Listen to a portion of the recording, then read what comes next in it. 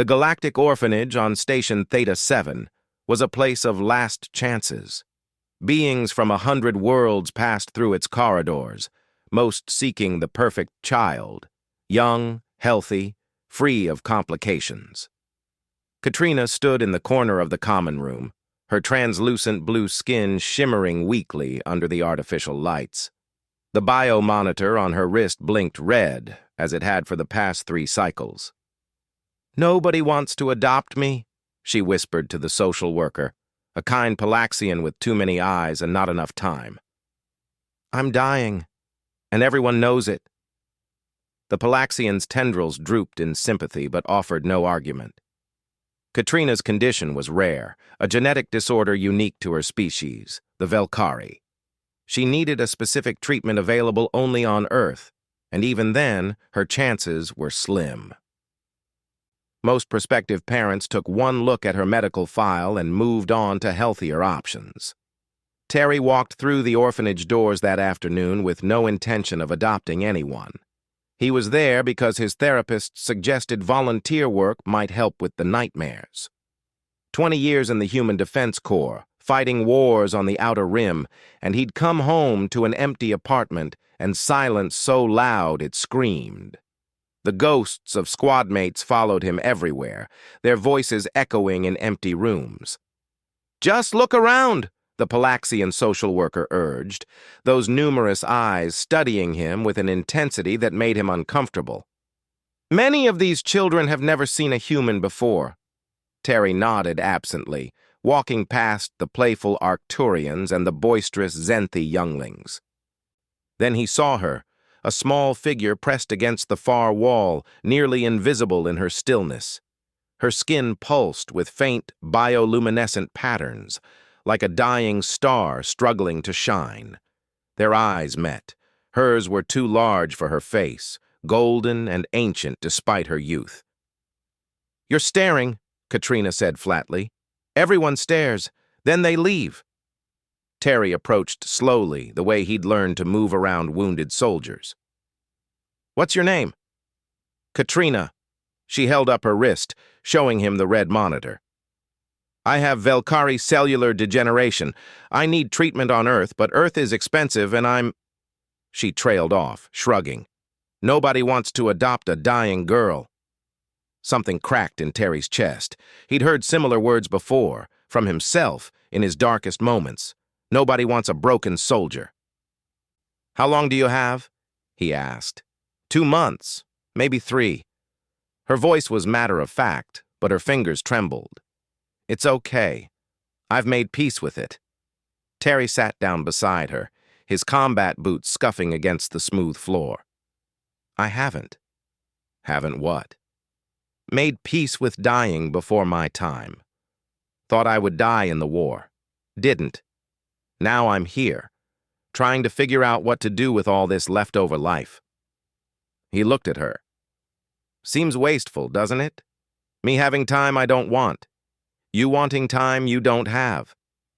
Katrina studied him with those enormous golden eyes. "Are you saying you want to adopt me?" "I'm saying I want to try. If you'll have a grumpy old veteran who doesn't know the first thing about kids." "I'm not really a kid. I'm 47 cycles old." Terry laughed, the first genuine sound he'd made in months. "I'm 53 Earth years.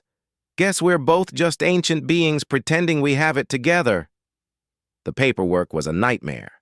The treatment cost more than Terry's military pension could cover. But humans, he remembered, were notorious in the galaxy for one thing: stubbornness bordering on insanity. He sold everything he didn't need. He crowdfunded. He called in favors from old squad mates who understood the mission without needing explanation. The veteran community rallied.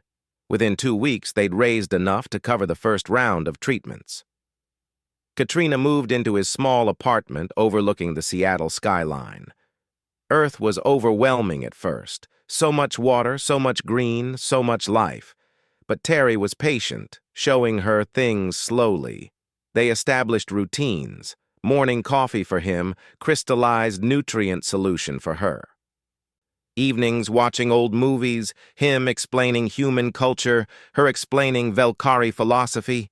The treatments at the medical facility were brutal. Katrina's cellular structure had to be rebuilt from the ground up, her body taught to recognize itself as something worth preserving. Terry sat beside her through every session, holding her hand when the pain made her skin flicker and dim. "Why are you doing this?" she asked one night after a particularly difficult treatment. "You could have adopted someone easy, someone who wouldn't cost everything you had." Terry was quiet for a moment, watching the city lights twinkle in the darkness. "In the war, I lost people. Good people. I couldn't save them." He looked at her. "Maybe I can't save everyone, but I can save you, and that has to mean something." "Humans are weird," Katrina said, but she was smiling, her skin glowing brighter than it had in months. "Yeah," Terry agreed, "we really are." The treatment took 6 months.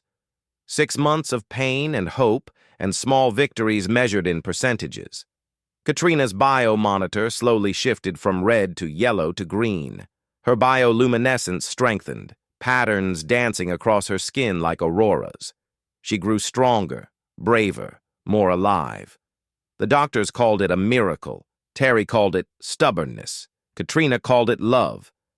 On the day the doctors declared her in full remission, they sat together on the apartment balcony, watching the sunset paint the sky in impossible colors. "I never thanked you," Katrina said quietly, "for choosing me." Terry shook his head. "You chose me too. Gave me a reason to wake up. Gave me something to fight for again. We saved each other. Then, yeah." He smiled.